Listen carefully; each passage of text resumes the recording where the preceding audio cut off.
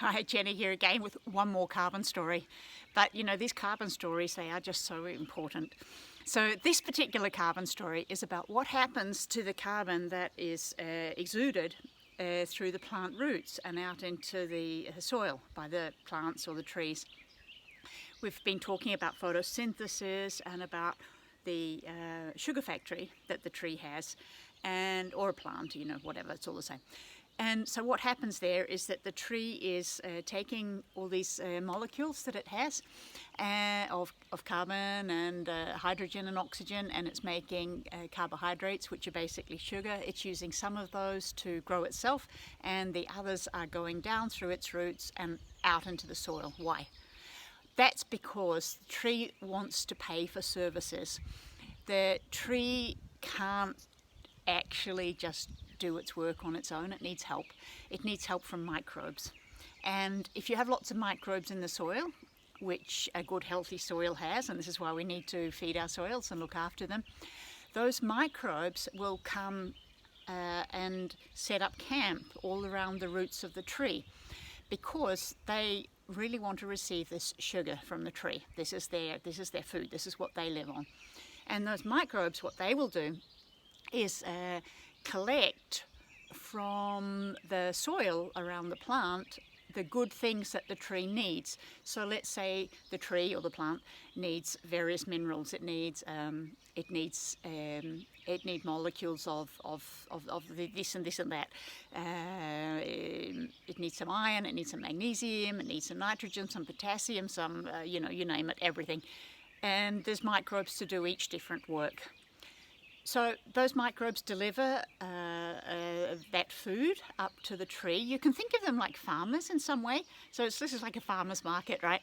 And they collect up the things that the tree needs. They get some sugar in repayments. What happens then to those microbes? Well, they go on living there.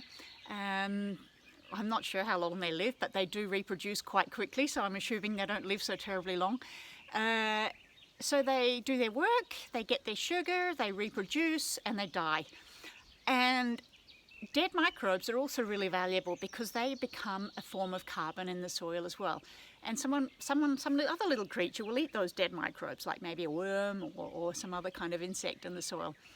And so you have a chain that's starting with sugar to a microbe, and then the microbe is food for the next insect or the next bug or the worm or whatever, and you have a whole chain of one eating the other.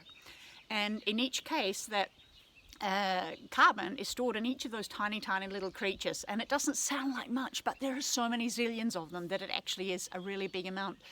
And some of the microbes get eaten alive, some of them get eaten dead. It doesn't really matter. They're all in there in the soil. They're all doing their work, and they are part of the soil web. And it's just a beautiful choreography of everybody knowing exactly what to do. But the key to making this work is that there is carbon in the soil. And a fertile soil will have lots of life. It will have lots of insects and bugs and worms and microbes and all these things.